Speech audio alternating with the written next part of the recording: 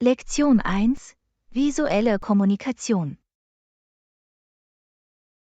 Hallo Anna, ich habe an einem neuen Projekt gearbeitet. Zusätzlich habe ich Grafiken erstellt, um die Klarheit unserer Botschaft zu verbessern. Hallo John. Das klingt interessant. Bilder können bei der Vermittlung von Informationen sehr effektiv sein. Welche Art von Bildmaterial haben Sie erstellt? Ich habe Infografiken und Diagramme erstellt, um Daten ansprechender zu präsentieren. Sie helfen, komplexe Konzepte zu vereinfachen und Informationen verständlicher zu machen. Das ist eine tolle Idee. Visuelle Hilfsmittel können Aufmerksamkeit erregen und das Verständnis verbessern. Haben Sie spezielle Tools verwendet, um die Grafiken zu erstellen? Ja, ich habe Grafikdesign-Software verwendet, um die Infografiken zu erstellen, und ich habe Tabellenkalkulationssoftware verwendet, um die Diagramme zu generieren. Das ist beeindruckend. Mit Hilfe spezieller Tools können Sie Grafiken anpassen und gestalten, die dem Zweck des Projekts entsprechen. Exakt. Es gibt mir die Freiheit, Farben, Schriften und Layouts zu wählen, die die Informationen, die wir vermitteln möchten, am besten wiedergeben. Visuelles Material kann auch bei der Präsentation vor einem Publikum von Vorteil sein. Sie können dazu beitragen, Ihre Aufmerksamkeit zu behalten und den Inhalt einprägsamer zu machen. Absolut. Menschen neigen dazu, sich visuelle Informationen besser zu merken als nur an Text. Es hilft dabei, eine starke und wirkungsvolle Botschaft zu vermitteln. Ich stimme vollkommen zu. Visuelle Kommunikation kann einen erheblichen Unterschied darin machen, wie gut unsere Ideen verstanden und beibehalten werden. Darüber hinaus können visuelle Elemente verwendet werden, um ein einheitliches und ansprechendes Design für Dokumente oder Präsentationen zu erstellen. Das ist ein gutes Argument. Die Konsistenz der visuellen Elemente hilft beim Aufbau einer starken Markenidentität und macht unsere Inhalte professioneller. Bilder ermöglichen es uns auch, Vergleiche oder Trends effektiver darzustellen. Sie ermöglichen es den Zuschauern, Informationen schnell zu erfassen und Verbindungen herzustellen.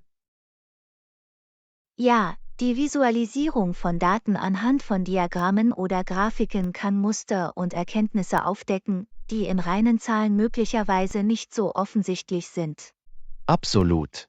Durch die visuelle Präsentation von Informationen können wir unser Publikum ansprechen und den Inhalt interaktiver und einprägsamer gestalten. Bildmaterial kann auch in Bildungseinrichtungen verwendet werden, um das Lernen ansprechender und unterhaltsamer zu gestalten. Ja, in der Tat. Visuelle Hilfsmittel helfen den Schülern, Konzepte schneller zu verstehen und Informationen länger zu speichern. Es regt ihre Neugier und aktive Teilnahme an. Das ist wunderbar. Die Einbindung von Bildmaterial in die Unterrichtsmaterialien kann den Schülern ein dynamisches Lernerlebnis bieten. Darüber hinaus können Bilder problemlos auf verschiedenen Plattformen geteilt werden, sodass sie einem breiteren Publikum zugänglich sind. Das ist ein weiterer Vorteil. Mit dem Aufkommen von sozialen Medien und Online-Plattformen können Bilder Menschen mit unterschiedlichen Hintergründen und Kulturen erreichen. Absolut. Visuelle Kommunikation überwindet Sprachbarrieren und ermöglicht es uns, Botschaften global zu vermitteln. Ich bin beeindruckt von der Wirkung, die Bilder auf Kommunikation und Lernen haben können. Es ist ein leistungsstarkes Tool, das effektiv genutzt werden sollte. Ich könnte nicht mehr zustimmen. Bilder haben die Fähigkeit zu fesseln, zu informieren und zu inspirieren. Sie verleihen unseren Botschaften Tiefe und Fülle. Vielen Dank, dass Sie Ihre Erkenntnisse geteilt haben. Ich freue mich auf die Grafiken, die Sie für unser Projekt erstellt haben. Du bist willkommen. Ich freue mich, Ihnen zeigen zu können, wie die Bilder unsere Botschaft verbessern und ansprechender machen. Lassen Sie uns die Macht der visuellen Kommunikation weiter erforschen. Lektion 2: Reisepläne. Hallo Anna. Hey, hast du gehört? Ich plane nächsten Monat eine Reise. Hallo John. Das sind aufregende Neuigkeiten. Wo willst du hingehen?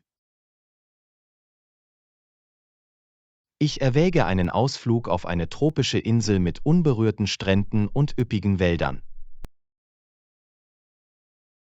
Oh, das klingt nach einem Traumziel. Hast du eine bestimmte Insel ausgewählt? Ja, ich neige zu einer berühmten Insel, die für ihr kristallklares Wasser und ihre lebendige Unterwasserwelt bekannt ist. Das ist fantastisch. Es muss ein unglaubliches Erlebnis sein, die Unterwasserwelt zu erkunden. Unbedingt. Ich habe vor, schnorcheln zu gehen und farbenfrohe Korallenriffe und exotische Fische aus nächster Nähe zu sehen. Es klingt wie ein Paradies für Naturliebhaber. Gibt es noch andere Aktivitäten, auf die du dich freust? Ich freue mich auch darauf, in den Regenwäldern der Insel wandern zu gehen und versteckte Wasserfälle zu entdecken. Das klingt nach einer perfekten Kombination aus Abenteuer und Entspannung. Wirst du in einem Resort übernachten? Ja, ich plane, ein Strandresort zu buchen, das eine atemberaubende Aussicht und luxuriöse Annehmlichkeiten bietet. Das ist eine gute Wahl. Ein Resort kann einen komfortablen und bequemen Ausgangspunkt für Ihren Urlaub bieten. Außerdem freue ich mich darauf, die lokale Küche zu probieren und die kulturellen Traditionen der Insel kennenzulernen. Das ist wunderbar. Die Erkundung der lokalen Gastronomieszene ist eine fantastische Möglichkeit, in die Kultur einzutauchen. Absolut. Ich glaube, dass das Ausprobieren neuer Gerichte ein wesentlicher Bestandteil jedes Reiseerlebnisses ist. Haben Sie über bestimmte Gerichte oder lokale Spezialitäten nachgedacht, die Sie probieren möchten? Ich habe gehört, dass die Insel für ihre frischen Meeresfrüchte und tropischen Früchte berühmt ist. Ich kann es kaum erwarten, sie zu probieren. Das klingt köstlich. Vergessen Sie nicht, auch das lokale Streetfood zu probieren. Es ist oft ein verstecktes Juwel. Definitiv. Die lokalen Märkte zu erkunden und Streetfood zu probieren steht immer auf meinem Reiseplan. Es ist eine großartige Möglichkeit, authentische Aromen zu entdecken und mit den Einheimischen zu interagieren. Außerdem plane ich, viele Fotos zu machen, um die natürliche Schönheit der Insel einzufangen. Das ist eine fantastische Idee. Fotos helfen Ihnen dabei, die Erinnerungen zu bewahren und Ihre Erfahrungen mit anderen zu teilen. Absolut. Ich möchte jede atemberaubende Aussicht und jeden unvergesslichen Moment dokumentieren. Ich bin mir sicher, dass deine Reise fantastisch sein wird. Reisen ermöglicht es uns, unseren Horizont zu erweitern und lebenslange Erinnerungen zu schaffen. Ich könnte nicht mehr zustimmen. Ich freue mich auf dieses Abenteuer und all die neuen Erfahrungen, die es mit sich bringen wird. Ich wünsche Ihnen eine fantastische Reise voller Freude, Entspannung und unvergesslicher Momente. Ich danke dir. Ich werde sicherstellen, dass ich meine Reisegeschichten und Fotos mit Ihnen teile, wenn ich zurückkomme. Ich werde gespannt darauf warten, alles darüber zu erfahren. Gute Reise! Ich danke dir. Ich kann es kaum erwarten, mich auf diese Reise zu begeben. Bis dahin, pass auf dich auf. Lektion 3. Kaffeekenner. Hallo Anna, hast du von dem lokalen Café gehört, das für seinen fantastischen Espresso bekannt ist? Hallo John. Ja, ich habe großartige Dinge darüber gehört. Das Aroma von frisch gebrühtem Kaffee ist unwiderstehlich. Unbedingt. Ich bin ein Kaffeeliebhaber und kann es kaum erwarten, ihren typischen Espresso zu probieren. Es ist immer aufregend, neue Coffeespots zu entdecken. Haben Sie noch andere Getränkespezialitäten?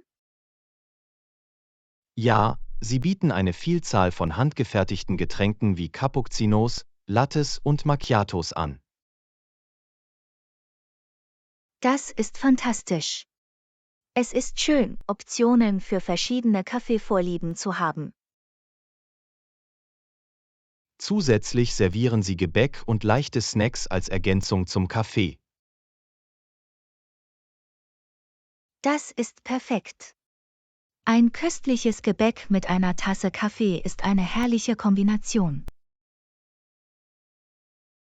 Ich habe gehört, dass ihr Gebäck frisch gebacken ist und einen wunderbaren hausgemachten Geschmack hat. Ich stelle mir schon den Duft von Kaffee und warmem Gebäck vor. Es ist eine gemütliche und einladende Atmosphäre. Absolut. Es ist ein großartiger Ort, um sich zu entspannen und eine Tasse Kaffee zu genießen, während sie sich mit Freunden treffen. Das klingt reizend. Es ist wichtig, diese Momente der Entspannung und Verbundenheit zu haben. Definitiv. Cafés werden oft zu einem Treffpunkt der Gemeinschaft, an dem die Menschen gute Gesellschaft genießen können. Und es ist eine großartige Gelegenheit, Konversationsenglisch zu üben und dabei an einem köstlichen Getränk zu nippen. Absolut. Gespräche mit Einheimischen oder anderen Kunden können ihre Sprachkenntnisse verbessern.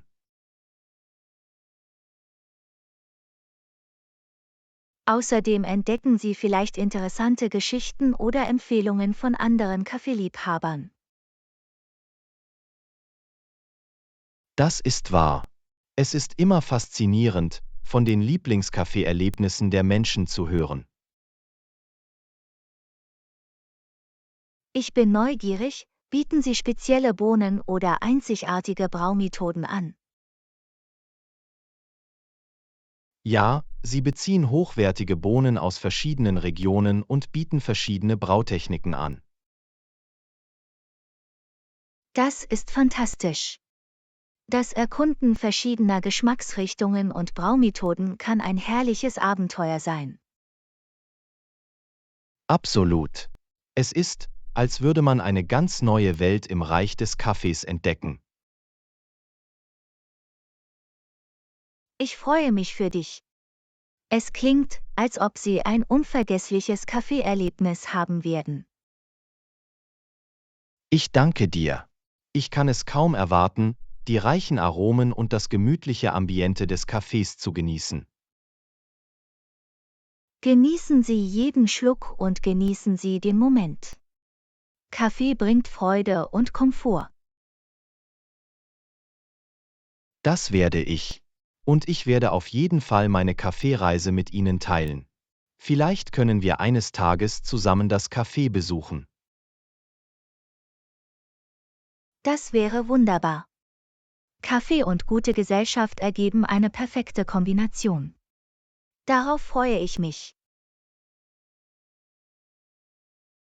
Lassen Sie uns bis dahin die Welt des Kaffees weiter erkunden und die einfachen Freuden genießen, die er mit sich bringt. Absolut. Ein Hoch auf die Liebe zum Kaffee und die damit verbundenen gemeinsamen Erlebnisse. Prost! Auf viele weitere Abenteuer voller Kaffee. Lektion 4. Versteckte Kosten.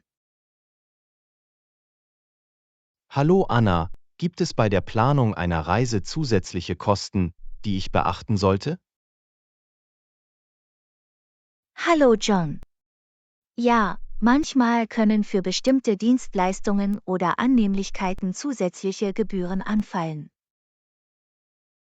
Das ist gut zu wissen. Können Sie mir einige Beispiele für diese zusätzlichen Gebühren nennen? Sicher. In einigen Hotels fallen möglicherweise Resortgebühren an, die den Zugang zu Einrichtungen wie Pools oder Fitnesscentern abdecken. Ah, ich verstehe. Also, selbst wenn der Zimmerpreis angemessen erscheint, könnten zusätzliche Gebühren in Betracht gezogen werden. Exakt. Es ist wichtig, das Kleingedruckte zu lesen und sich nach möglichen zusätzlichen Kosten zu erkundigen. Gibt es noch andere Gebühren, die ich bei der Planung meiner Reise berücksichtigen sollte? Einige Fluggesellschaften erheben Gebühren für aufgegebenes Gepäck oder die Sitzplatzauswahl, insbesondere bei Billigfluggesellschaften. Das ist beim Vergleich von Flugpreisen zu berücksichtigen. Diese Gebühren können sich schnell summieren. Absolut. Es ist wichtig, alle Kosten zu berücksichtigen, um eine fundierte Entscheidung zu treffen. Gibt es noch andere versteckte Kosten, die Reisende oft übersehen? Mietwagenfirmen erheben manchmal zusätzliche Gebühren wie Versicherungen oder Gebühren für die Rückgabe an einem anderen Ort. Ich werde den Mietvertrag sorgfältig prüfen und alle möglichen Gebühren verstehen. Das ist ein guter Ansatz. Wenn Sie sich potenzieller versteckter Kosten bewusst sind, können Sie effektiver budgetieren. Gibt es Tipps, die Sie teilen können, um unerwartete Ausgaben auf Reisen zu vermeiden? Vorausschauend zu forschen und zu planen ist entscheidend. Lesen Sie Bewertungen, stellen Sie Fragen und klären Sie alle Unsicherheiten mit den Dienstanbietern. Das macht Sinn. Es ist besser, proaktiv zu sein und Überraschungen während der Reise zu vermeiden. Absolut. Und wenn Sie sich bezüglich der Gebühren nicht sicher sind, zögern Sie nicht, sich an uns zu wenden und um eine Klarstellung zu bitten. Das werde ich auf jeden Fall im Hinterkopf behalten. Es ist besser, gut informiert zu sein, als überrascht zu werden. Kluge Entscheidung. Es geht darum, ein informierter Reisender zu sein und kluge Entscheidungen zu treffen. Vielen Dank, dass Sie diese wertvollen Erkenntnisse geteilt haben. Es wird mir definitiv helfen, meine Reise besser zu planen. Du bist willkommen. Ich freue mich, dass ich dir weiterhelfen konnte. Wenn Sie weitere Fragen haben, können Sie diese gerne stellen. Das werde ich. Ihr Rat wird sehr geschätzt. Nochmals vielen Dank für Ihre Hilfe.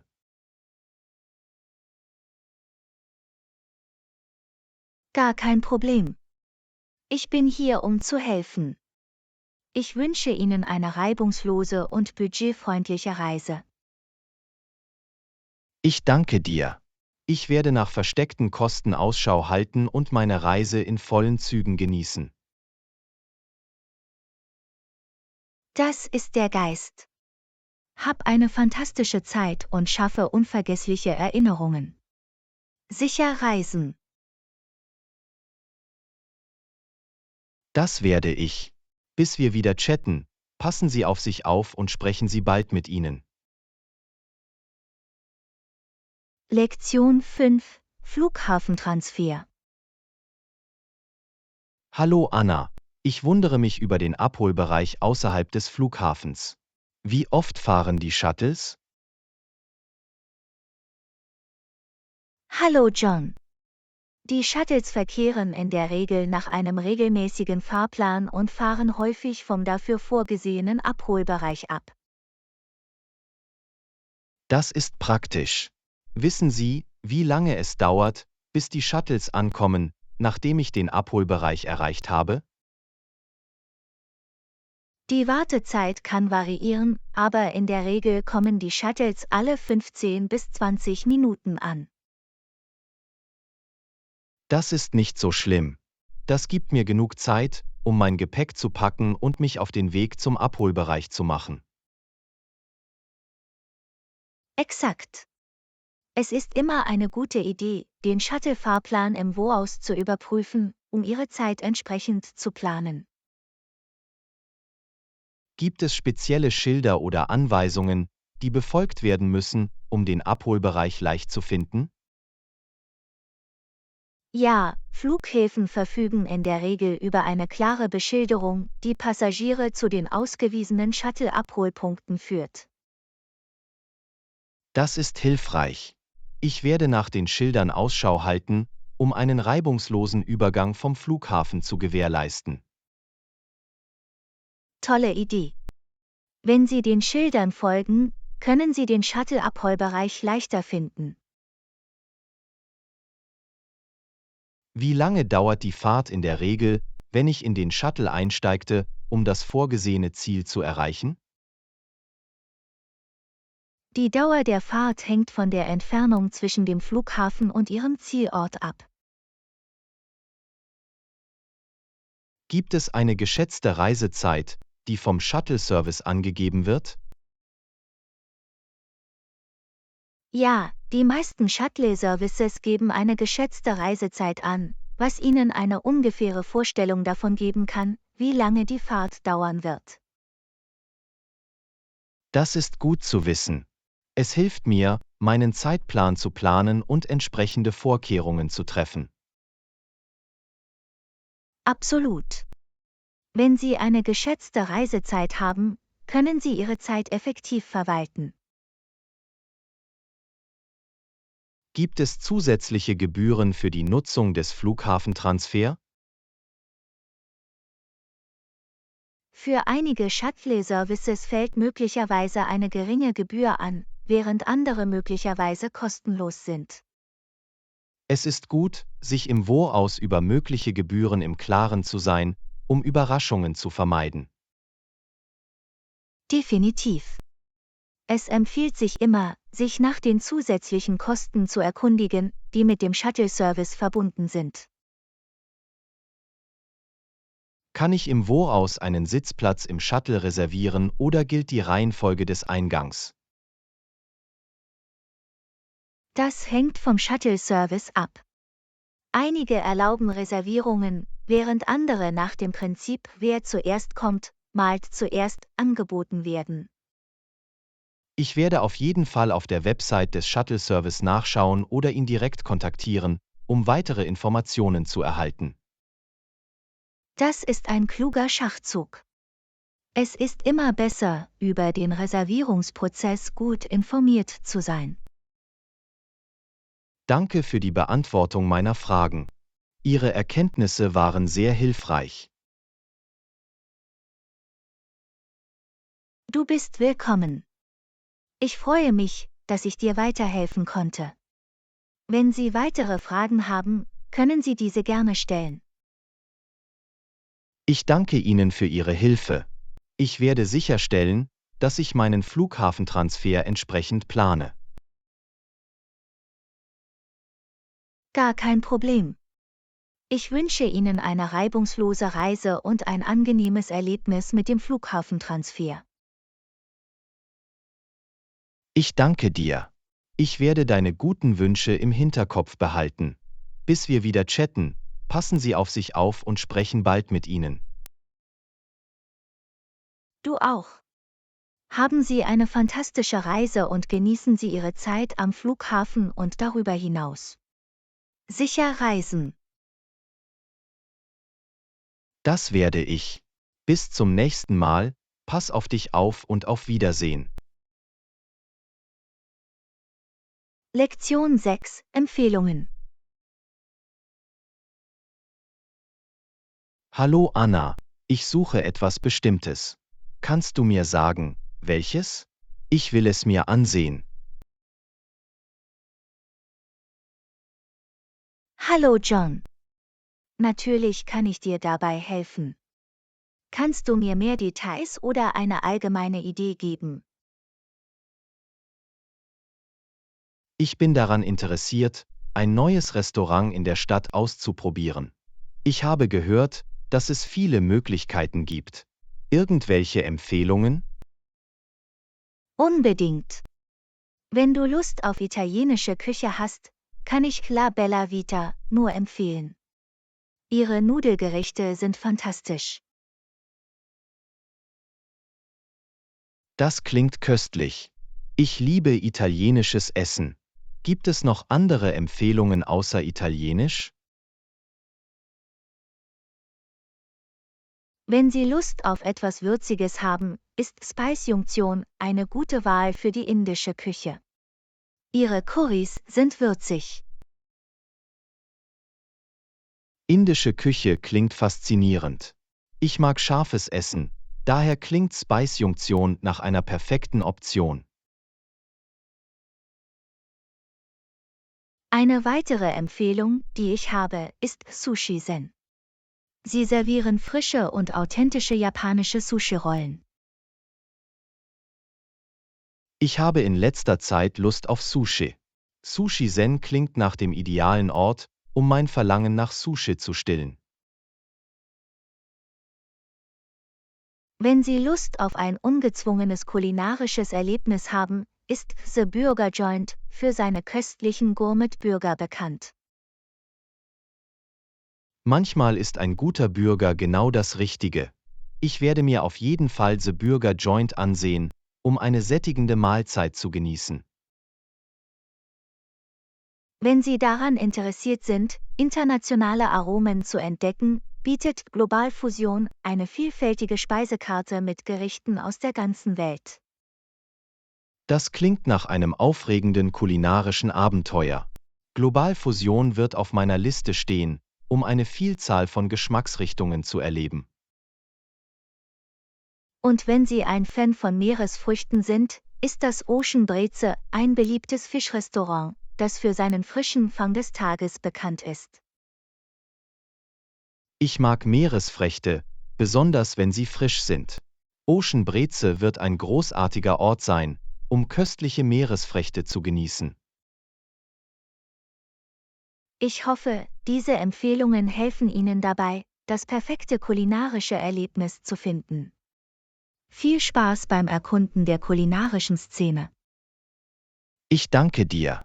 Ihre Empfehlungen haben mir einige fantastische Optionen zur Auswahl gegeben. Ich schätze Ihre Hilfe.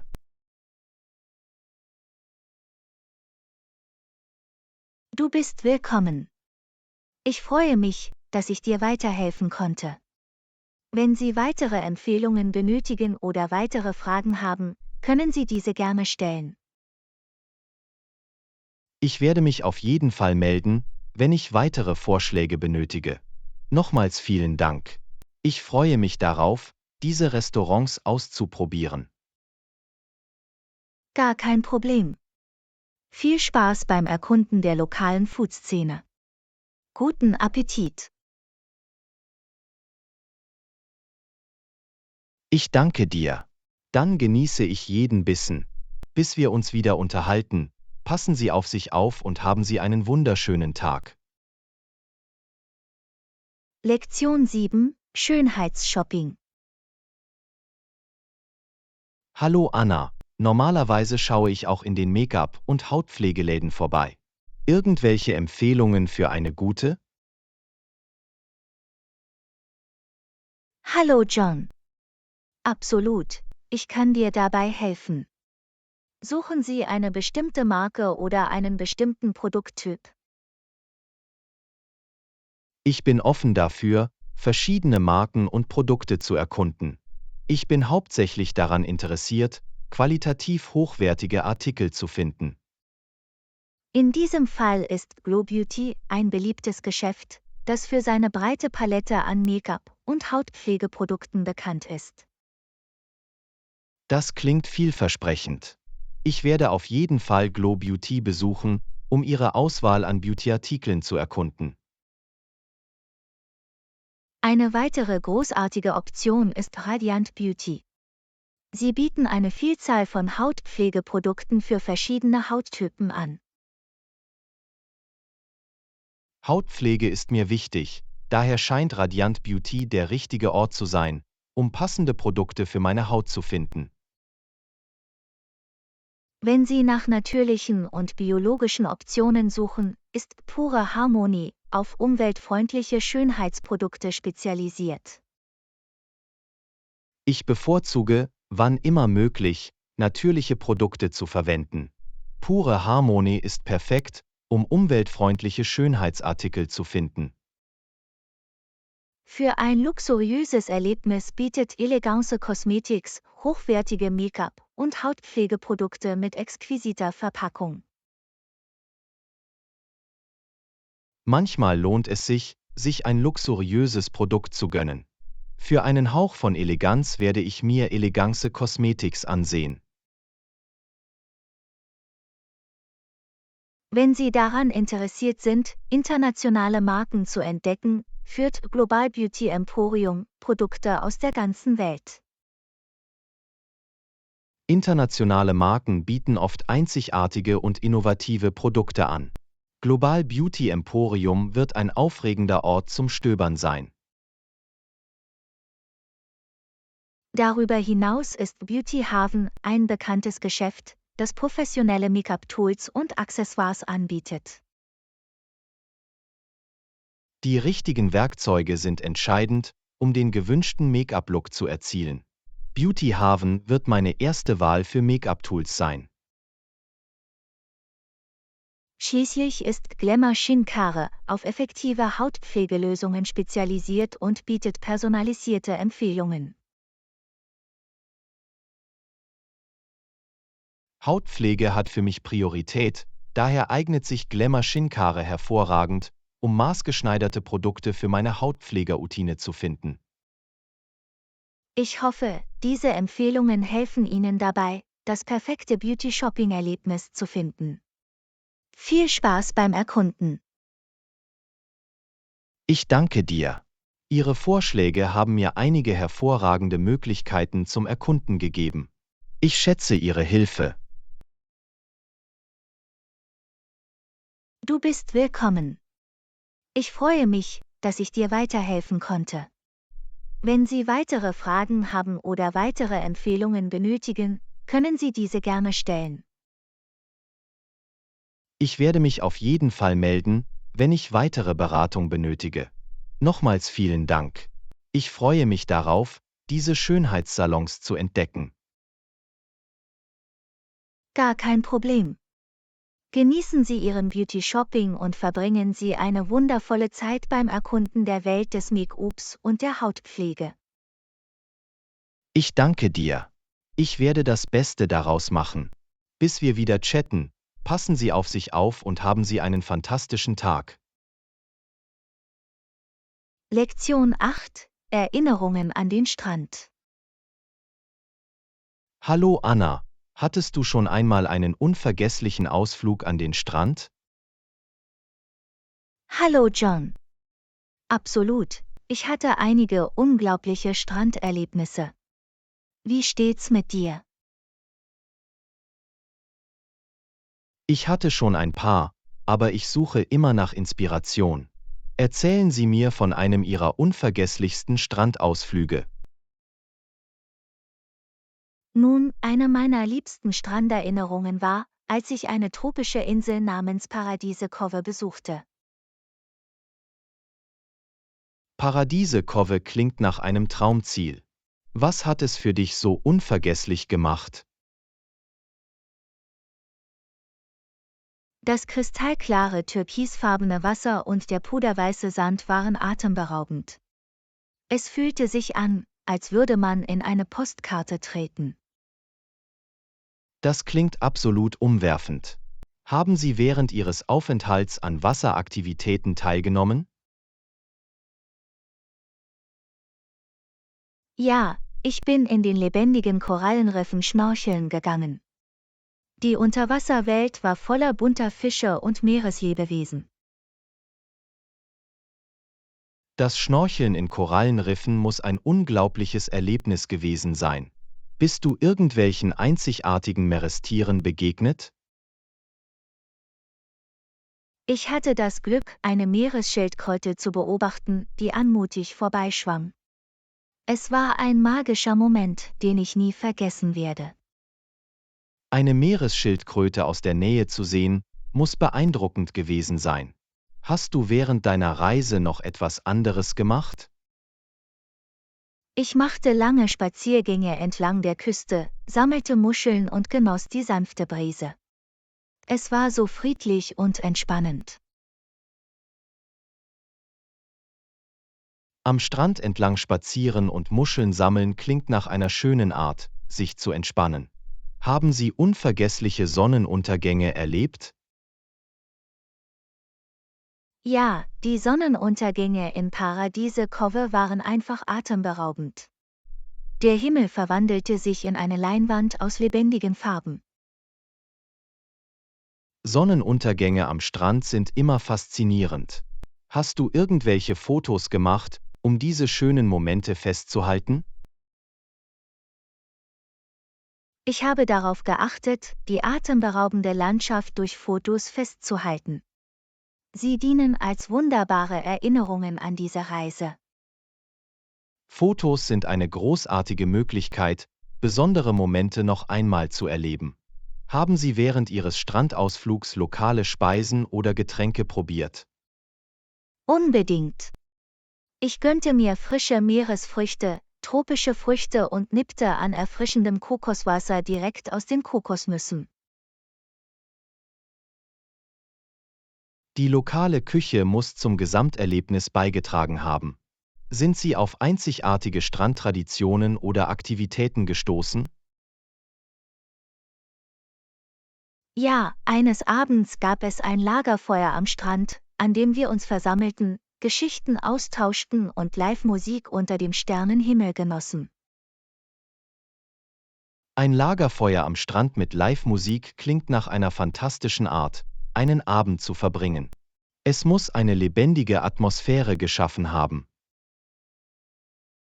Es war in der Tat ein unvergesslicher Abend voller Lachen, Musik und einem Gefühl der Kameradschaft unter anderen Strandbesuchern. Strandausflüge bringen Menschen zusammen. Vielen Dank, dass Sie Ihre wunderbaren Stranderinnerungen geteilt haben. Du bist willkommen. Es war ein Vergnügen, in Erinnerungen an diese unvergesslichen Momente zu schwelgen. Strandausflüge sind wirklich etwas Besonderes. Das sind Sie auf jeden Fall. Ich werde sicherstellen, dass ich in Zukunft meine eigenen liebsten Stranderinnerungen kreiere. Bis dahin, pass auf dich auf. Du auch. Mögen Sie noch viele weitere unglaubliche Strandabenteuer vor sich haben. Passen Sie auf sich auf und haben Sie einen fantastischen Tag. Ich danke dir. Ich werde das Beste daraus machen. Mach's gut und auf Wiedersehen für heute. Lektion 9: Modeunterstützung. Hallo Anna, das ist eine Erleichterung. Ich brauche immer Hilfe bei der Auswahl der Kleidung. Irgendwelche Tipps, die du teilen kannst? Hallo John. Absolut, ich helfe gerne weiter. Welchen Aspekt bei der Auswahl von Kleidung findest du am schwierigsten? Ich habe Schwierigkeiten, die richtigen Farben und Stile zu finden, die zu mir passen. Es kann ziemlich überwältigend sein. Ich verstehe. Ein Tipp ist, den Unterton ihrer Haut zu bestimmen. Warme Untertöne passen in der Regel zu Erdtönen, während kühle Untertöne zu Juwelentönen passen. Das ist ein toller Tipp. Wie kann ich meinen Hautunterton bestimmen? Eine Möglichkeit besteht darin, die Venen an Ihrem Handgelenk zu betrachten.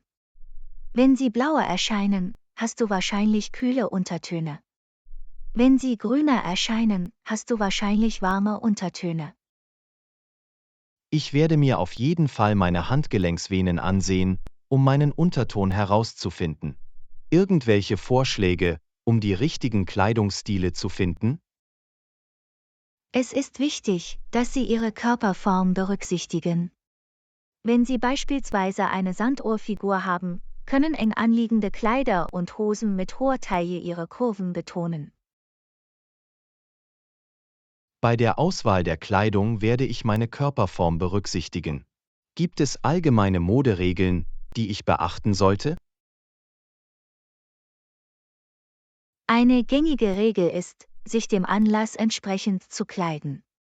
Gelegenheitsveranstaltungen erfordern entspannte Kleidung, während formelle Anlässe anspruchsvollere Outfits erfordern. Es ist sinnvoll, sich dem Anlass angemessen zu kleiden. Gibt es Modetrends, deren Erkundung Sie empfehlen? Modetrends kommen und gehen, aber es ist immer gut, auf dem Laufenden zu bleiben. Derzeit liegen übergroße Blazer, auffällige Accessoires und Pastellfarben im Trend. Ich werde nach diesen Trends Ausschau halten. Was ist mit der Auswahl von Kleidung, die sowohl stilvoll als auch bequem ist? Entscheiden Sie sich für Stoffe, die atmungsaktiv sind und etwas dehnbar sind. Materialien aus Leinen, Baumwolle und Jersey sind oft bequem und vielseitig. Komfort ist mir wichtig, daher werde ich der Auswahl von Kleidung aus diesen Stoffen Priorität einräumen. Irgendwelche Tipps für die Gestaltung einer zusammenhängenden Garderobe? Bauen Sie zunächst ein Fundament aus unverzichtbaren Kleidungsstücken wie Oberteilen, Unterteilen und Oberbekleidung in neutralen Farben auf. Fügen Sie dann auffällige Teile und Accessoires hinzu, um sie zu kombinieren. Ein Garderobenfundament zu bauen, klingt nach einem guten Ansatz. Wie kann ich sicherstellen, dass meine Kleidung gut sitzt? Achten Sie auf die Passform an Schultern, Taille und Hüfte. Das Zuschneiden Ihrer Kleidung kann auch dazu beitragen, eine persönlichere Passform zu erreichen. Ich werde mich auf die Passform meiner Kleidung konzentrieren und bei Bedarf eine Schneiderei in Betracht ziehen. Danke für den Rat. Du bist willkommen. Ich freue mich, dass ich dir weiterhelfen konnte. Denken Sie daran, bei Mode geht es darum, sich auszudrücken und sich in dem, was Sie tragen, sicher zu fühlen. Das ist eine großartige Erinnerung. Das werde ich bei der Auswahl meiner Outfits berücksichtigen. Nochmals vielen Dank. Du bist ein Modeguru. Gar kein Problem. Ich helfe gerne weiter. Wenn Sie in Zukunft weitere Fragen zur Mode haben, können Sie diese gerne stellen. Ich werde mich auf jeden Fall melden, wenn ich mehr Modeberatung benötige. Nochmals vielen Dank. Passen Sie auf sich auf und haben Sie einen fantastischen Tag. Lektion 10. Grammatikkorrekturen. Hallo Anna, ich habe ein paar Grammatikfehler in meinem Schreiben bemerkt. Ich entschuldige mich dafür. Könnten Sie das spezifizieren? Hallo John. Natürlich helfe ich gerne weiter. Können Sie auf die spezifischen Sätze oder Bereiche hinweisen, in denen Sie eine Klarstellung benötigen? Ja, in einem meiner Sätze sagte ich. Es macht mir Spaß, in den Park zu gehen. Ich glaube, da ist ein Fehler, aber ich bin mir nicht sicher. Du hast recht, der Satz enthält einen Fehler. Die richtige Form sollte lauten: Ich gehe gerne in den Park, ohne das am vor genießen. Ah, ich verstehe. Also, es sollte ich gehe gerne in den Park lauten. Das macht Sinn. Danke, dass du darauf hingewiesen hast. Du bist willkommen. Es ist ein häufiger Fehler, am vor Verben wie genießen oder mögen einzufügen. Gibt es noch etwas, das du klarstellen möchtest? Ja, in einem anderen Satz schrieb ich: Der Hund ist seinem Schwanz hinterhergelaufen, ich habe das Gefühl, dass das Wort es ist falsch ist. Absolut, du hast den Fehler identifiziert. In diesem Fall sollte es ist eigentlich es ohne den Apostroph sein. Es wird verwendet, um zu zeigen, dass eine Sache oder ein Tier besessen ist. Ah, jetzt verstehe ich. Also, es sollte der Hund jagte seinem Schwanz hinterher ohne den Apostroph lauten. Danke, dass du das geklärt hast. Du bist willkommen. Es ist eine häufige Verwechslung zwischen es und es. Gibt es noch etwas, das ich für dich rezensieren soll? Eigentlich ja. Ich schrieb: Mein Freund und ich sind ins Kino gegangen, ich habe das Gefühl, dass der Satz ich und mein Freund falsch ist.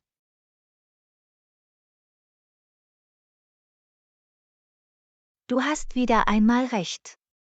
Das richtige Formular sollte lauten: Mein Freund und ich sind ins Kino gegangen. Wenn Sie sich auf sich selbst und eine andere Person beziehen, stellen Sie immer den Namen oder das Pronomen der anderen Person an die erste Ich Stelle. verstehe jetzt. Also, es sollte mein Freund und ich sind ins Kino gegangen heißen. Danke, dass du darauf hingewiesen hast. Danke für deine Hilfe. Du bist willkommen. Es ist wichtig, die richtige Reihenfolge der Pronomen in Sätzen zu verwenden. Gibt es noch etwas, das ich ansprechen soll? Nur noch eine Sache. Ich schrieb: Sie hat keine Geschwister, ich habe das Gefühl, dass das Verb nicht falsch ist.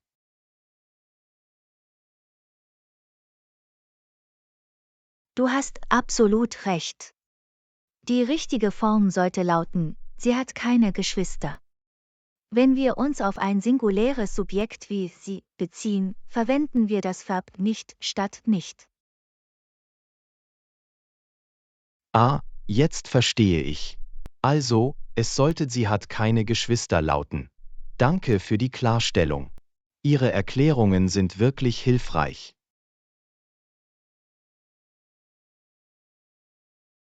Du bist sehr willkommen. Ich freue mich, dass ich Ihnen bei diesen Grammatikkorrekturen weiterhelfen konnte. Kann ich dir sonst noch mit etwas anderem helfen? Das deckt vorerst alles ab. Nochmals vielen Dank für Ihre Geduld und Anleitung. Ich werde diese Korrekturen sorgfältig prüfen. Es war mir eine Freude. Ich bin immer für Sie da, um Ihnen bei sprachlichen Fragen zu helfen.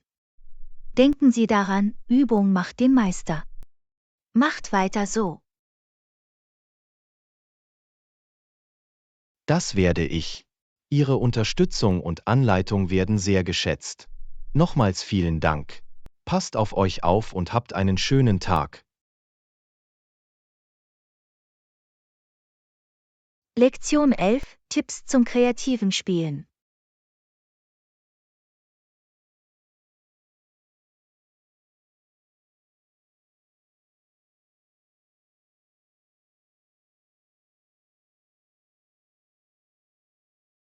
Hallo John.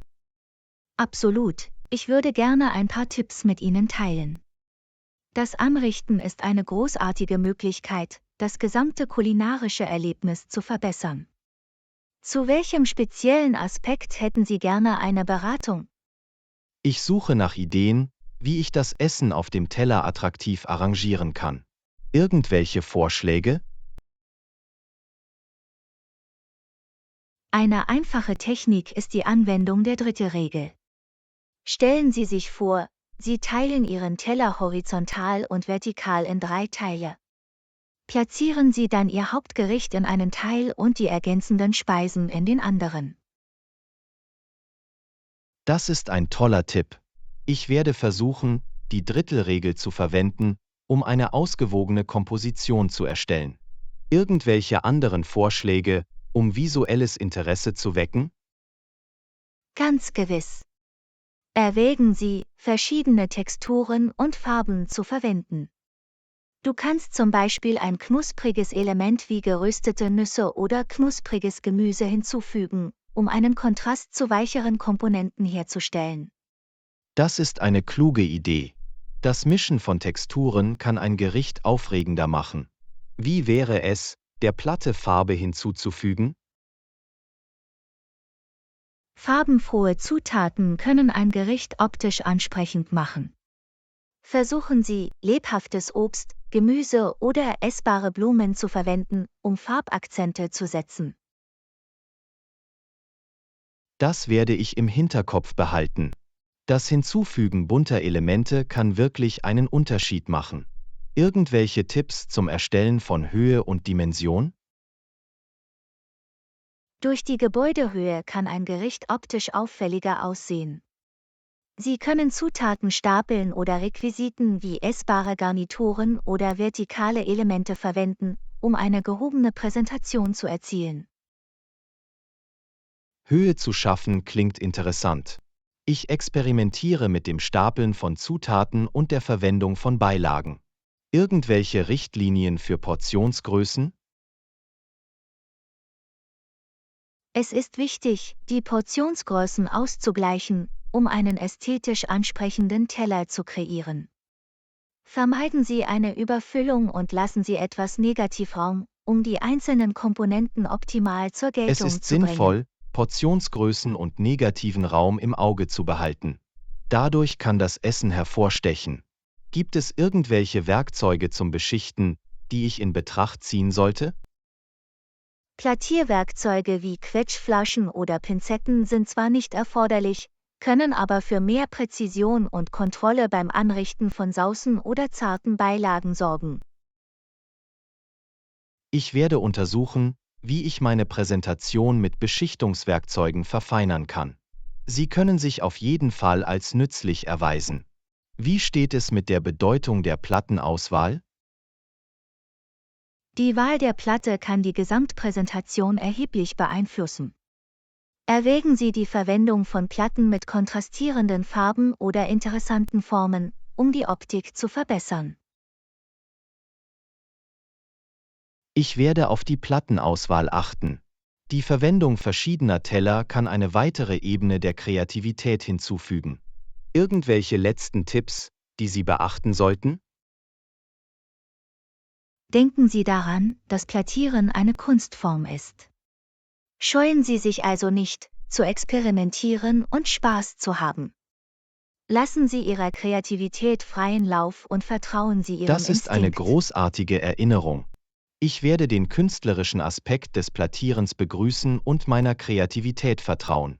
Danke für die wertvollen Tipps. Du bist willkommen. Ich freue mich, dass ich helfen konnte. Viel Spaß beim Anrichten und ich bin mir sicher, dass Ihre Gerichte fantastisch aussehen werden. Wenn Sie weitere Fragen haben, können Sie diese gerne stellen. Ich schätze Ihre Anleitung. Ich freue mich darauf, diese Tipps in die Praxis umzusetzen. Ich werde mich auf jeden Fall melden, wenn ich weitere Hilfe benötige. Hab einen wundervollen Tag. Lektion 12: Hobbys erkunden. Hallo Anna, ich suche nach neuen Hobbys zum Erkunden. Irgendwelche Vorschläge? Hallo John. Ich helfe Ihnen gerne weiter. Was sind deine Interessen oder Dinge, die du schon immer ausprobieren wolltest? Ich habe darüber nachgedacht, mit der Fotografie zu beginnen. Was hältst du davon, den Umgang mit einer Kamera zu lernen? Fotografieren lernen kann ein wunderbares Hobby sein. Es ermöglicht Ihnen, schöne Momente festzuhalten und Ihrer Kreativität Ausdruck zu verleihen. Sie können damit beginnen, die Grundlagen von Komposition und Beleuchtung zu verstehen. Das klingt faszinierend. Ich werde mich mit Komposition und Lichttechniken befassen. Irgendwelche Ratschläge zur Auswahl einer Kamera? Ziehen Sie zu Beginn eine Digitalkamera mit manuellen Einstellungen in Betracht. Sie ermöglicht es Ihnen, mit verschiedenen Belichtungen und Einstellungen zu lernen und zu experimentieren.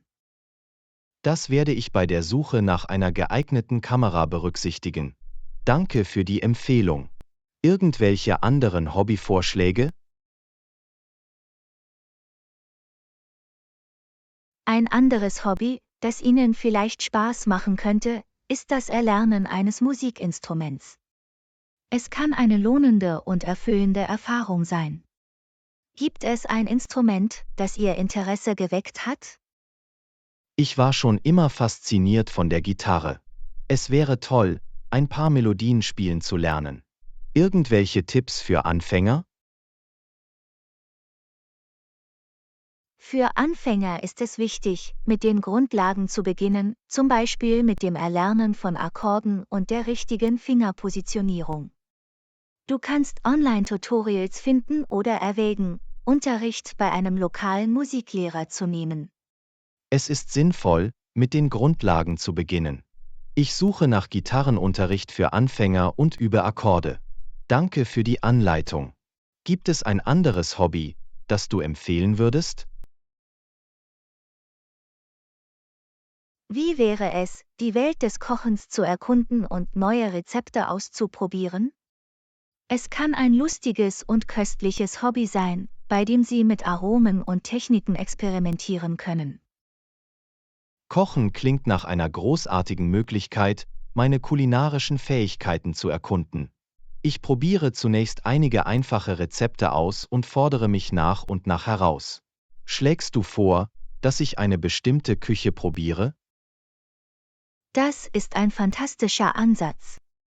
Was die Küche angeht, können Sie mit Ihrer Lieblingsspeise beginnen oder eine ganz neue Küche entdecken. Es geht darum herauszufinden, was Ihren Gaumen anregt. Ich werde zunächst mit einigen asiatischen Rezepten experimentieren, da ich diese Küche mag. Das Ausprobieren neuer Geschmacksrichtungen wird ein aufregendes Abenteuer sein. Danke für den Vorschlag. Gibt es noch andere Hobbys, die dir einfallen? Wie wäre es, die Welt des Schreibens zu erkunden? Sie können sich im kreativen Schreiben, im Tagebuchschreiben oder sogar im Starten eines Blogs versuchen. Es ist eine wunderbare Möglichkeit, Ihre Gedanken und Vorstellungskraft auszudrücken. Schreiben klingt nach einem großartigen Ventil für Kreativität. Ich werde es ausprobieren und sehen, wohin es mich führt. Irgendwelche Tipps für den Einstieg ins Schreiben? Nehmen Sie sich zunächst jeden Tag Zeit zum Schreiben, auch wenn es nur ein paar Minuten sind. Mach dir keine Sorgen um Perfektion, lass deinen Gedanken einfach freien Lauf. Du kannst auch an Schreibgemeinschaften oder Workshops teilnehmen, um Inspiration und Feedback zu erhalten. Es ist eine gute Idee, spezielle Schreibzeit einzuplanen. Ich werde es mir zur Gewohnheit machen und verschiedene Schreibgemeinschaften erkunden. Danke für den wertvollen Rat. Du bist willkommen. Ich freue mich, dass ich ein paar Hobbyvorschläge machen konnte. Denken Sie daran, der Schlüssel ist, etwas zu finden, das Ihnen Spaß macht, und Spaß daran zu haben, es zu erkunden. Wenn Sie weitere Hilfe benötigen, fragen Sie einfach nach. Ich weiß deine Unterstützung zu schätzen. Ich freue mich darauf, in diese Hobbys einzutauchen und zu sehen, wohin sie mich führen. Ich werde mich auf jeden Fall melden, wenn ich Fragen habe. Hab einen fantastischen Tag.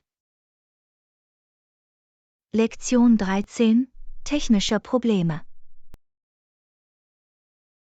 Hallo Anna, ich hatte einige Probleme mit meinem Computer. Wissen Sie etwas über die Behebung von technischen Problemen? Hallo John. Ich kann sicherlich helfen. Was scheint das Problem mit Ihrem Computer zu sein? Nun, es läuft in letzter Zeit ziemlich langsam und einige Programme stürzen ab. Irgendeine Idee, was das verursachen könnte? Langsame Leistung und Programmabstürze können durch verschiedene Faktoren verursacht werden. Haben Sie versucht, einen Virenscan durchzuführen, um Malware auszuschließen?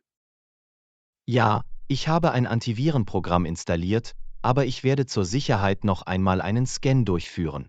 Kann ich noch etwas überprüfen? Es ist auch eine gute Idee zu überprüfen, ob im Hintergrund unnötige Programme ausgeführt werden.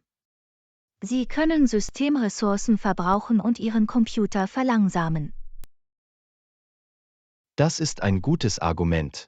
Ich schaue in meinem Task Manager nach, welche Programme gerade laufen, und schließe alle unnötigen Programme. Was ist, wenn das Problem dadurch nicht gelöst wird? Wenn das Schließen nicht benötigter Programme nicht hilft, können Sie versuchen, Speicherplatz auf Ihrem Computer freizugeben. Das Löschen temporärer Dateien und nicht verwendeter Anwendungen kann die Leistung verbessern. Ich bereinige meine Festplatte und entferne alle unnötigen Dateien oder Anwendungen. Hoffentlich macht das einen Unterschied. Irgendwelche anderen Tipps? Sie können auch Ihre Gerätetreiber aktualisieren. Veraltete Treiber können zu Kompatibilitäts- und Leistungsproblemen führen. Auf der Website des Herstellers finden Sie die neuesten Treiber-Updates. Das Aktualisieren von Treibern habe ich seit einiger Zeit nicht mehr gemacht. Ich werde die Website des Herstellers besuchen und die neuesten Treiber für meine Hardware herunterladen. Danke für den Rat. Sollte ich sonst noch etwas in Betracht ziehen? Möglicherweise möchten Sie auch überprüfen, ob das Speicherlaufwerk Ihres Computers fragmentiert ist. Eine Fragmentierung tritt auf, wenn Dateien auf dem Laufwerk verstreut sind, was sich auf die Leistung auswirkt. Sie können einen Festplatten-Defragmentierer ausführen, Ich um ihn zu defragmentiere meine optimieren. Festplatte, um sicherzustellen, dass die Dateien richtig organisiert sind. Hoffentlich verbessert das die Gesamtleistung. Danke für den Vorschlag. Kann ich noch etwas ausprobieren? Wenn die Probleme weiterhin bestehen, können Sie erwägen, eine Systemwiederherstellung durchzuführen oder das Betriebssystem neu zu installieren. Stellen Sie sicher, dass Sie Ihre wichtigen Dateien sichern, bevor Sie dies tun. Eine Systemwiederherstellung oder eine Neuinstallation des Betriebssystems klingt nach einem letzten Ausweg. Ich werde das im Hinterkopf behalten, wenn nichts anderes funktioniert. Danke für all deine Hilfe. Lektion 14: Einkaufsextras. Hallo Anna, ich bin daran interessiert, dieses Shirt zu kaufen, aber mir ist aufgefallen, dass ein zusätzlicher Artikel beigefügt ist. Könnten Sie einige Details angeben? Hallo John. Natürlich helfe ich gerne weiter. Bei dem beigefügten Artikel handelt es sich um ein passendes Einstecktuch, das das Shirt ergänzt. Es verleiht Ihrem Outfit einen Hauch von Stil. Das klingt faszinierend. Wie viel kostet das Einstecktuch? Ist es im Preis des Shirts enthalten? Das Einstecktuch ist ein zusätzliches Accessoire und wird daher mit einem separaten Preis geliefert. Es sind weitere $10. Ich verstehe. Ja, bitte. Ich würde das Einstecktuch auch gerne kaufen. Könnten Sie es zu meiner Gesamtsumme hinzufügen? Ganz gewiss. Ich füge das Einstecktuch zu deinem Einkauf hinzu. Ihre Summe beinhaltet die Kosten für das Hemd sowie die zusätzlichen $10 für das Einstecktuch. Großartig. Ich freue mich, dass ich das komplette Set bekommen kann. Könnten Sie mir die endgültige Summe einschließlich aller Steuern oder Gebühren mitteilen? Natürlich. Lassen Sie mich die Summe für Sie berechnen. Das Hemd kostet $40 und mit den zusätzlichen $10 für das Einstecktuch beträgt die Zwischensumme $50. Nach Hinzurechnung der geltenden Umsatzsteuer von 8% beträgt die endgültige Summe 54 US-Dollar. Danke für die Panne. Ich bin bereit, mit dem Kauf fortzufahren. Könnten Sie mir die verfügbaren Zahlungsmöglichkeiten mitteilen? Absolut. Wir akzeptieren Bargeld, Kreditkarten und Apps für Mobile-Zahlungen. Welche Methode würdest du bevorzugen? Ich bezahle mit meiner Kreditkarte. Hier ist sie. Lektion 15: Erstellung von Inhalten. Hallo Anna, ich habe über die Erstellung von Inhalten nachgedacht. Es scheint, als ob die Bereitstellung wertvoller Inhalte sehr effektiv sein kann. Was sind deine Gedanken? Hallo John. Ich stimme zu. Die Erstellung wertvoller Inhalte ist unerlässlich, um ein Publikum anzusprechen und eine Fangemeinde aufzubauen. Welche Art von Inhalten möchten Sie erstellen? Ich überlege, einen Blog zu starten, in dem ich mein Wissen und meine Erfahrungen teilen kann. Irgendwelche Tipps, wie man es effektiv und interessant machen kann? Das ist eine tolle Idee. Um Ihren Blog effektiv zu gestalten, konzentrieren Sie sich darauf, nützliche Informationen bereitzustellen, Geschichten zu erzählen und Bilder zu integrieren. Es hilft, auf persönlicher Ebene mit den Lesern in Kontakt zu treten. Ich verstehe. Das Teilen persönlicher Geschichten und Erfahrungen kann den Inhalt also verständlicher machen. Wie steht es mit dem Schreibstil? Irgendwelche Empfehlungen? Achten Sie beim Schreibstil auf einen Konversationston. Dadurch wird der Inhalt ansprechender und zugänglicher. Denken Sie daran, Sätze und Absätze kurz zu halten, um das Interesse der Leser aufrechtzuerhalten. Das macht Sinn. Ich werde den Schreibstil unterhaltsam halten und sicherstellen, dass der Inhalt leicht lesbar ist. Wie sieht es mit der Häufigkeit der Beiträge aus? Konsistenz ist der Schlüssel. Ermitteln Sie einen für Sie geeigneten Veröffentlichungszeitplan und halten Sie sich daran. Ob wöchentlich, zweiwöchentlich oder monatlich, regelmäßige Updates halten Ihr Publikum auf Trab. Ich hab's. Ich werde einen konsistenten Zeitplan für Beiträge einrichten, damit mein Publikum immer wieder zurückkommt. Wie kann ich mehr Leser für meinen Blog gewinnen? Die Werbung für Ihren Blog ist entscheidend, um Leser anzulocken. Teilen Sie Ihre Artikel auf Social-Media-Plattformen, nehmen Sie an Online-Communities teil und arbeiten Sie mit anderen Bloggern zusammen, um Ihre Reichweite zu vergrößern.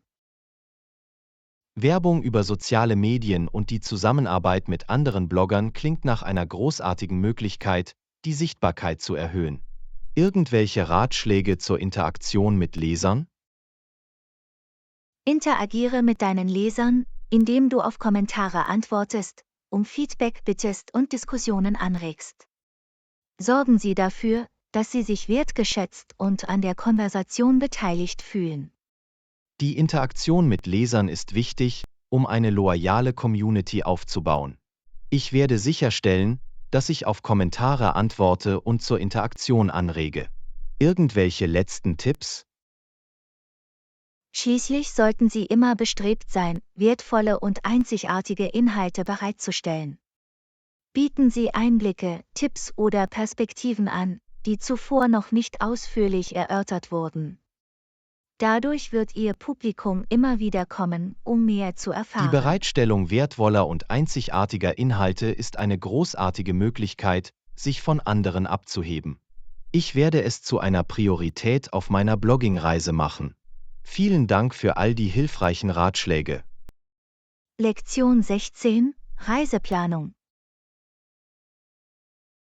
Hallo Lektion Anna, 16: hast du schon Reiseplanung. angefangen, unsere Reise zu planen? Hallo John. Ja, habe ich. Ich habe mir überlegt, Unterkünfte zu buchen und mögliche Aktivitäten zu erkunden. Wie steht's mit dir? Das ist großartig.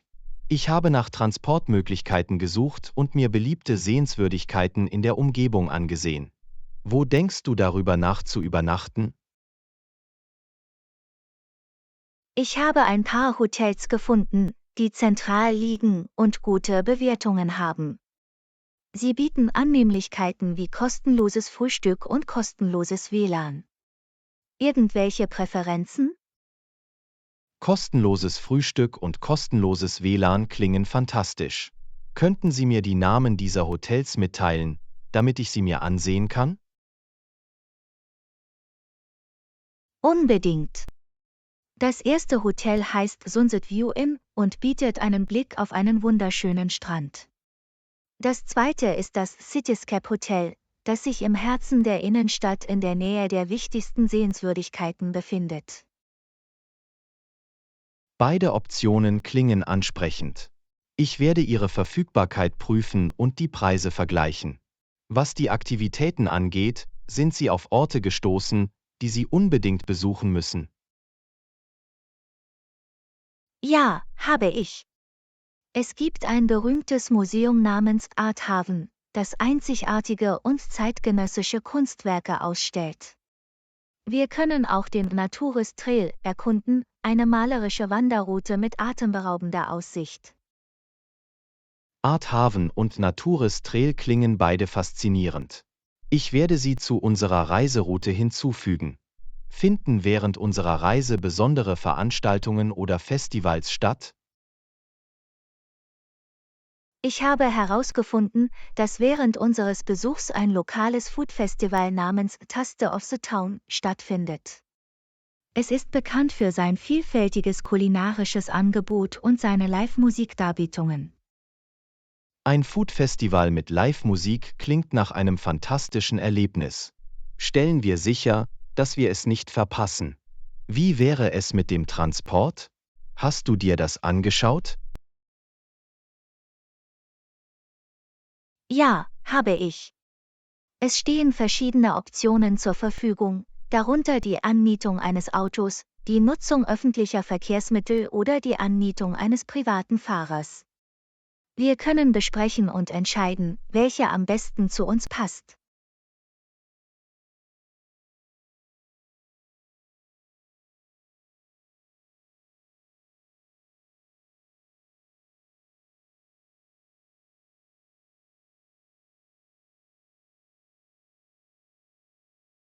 Das klingt nach einem Plan.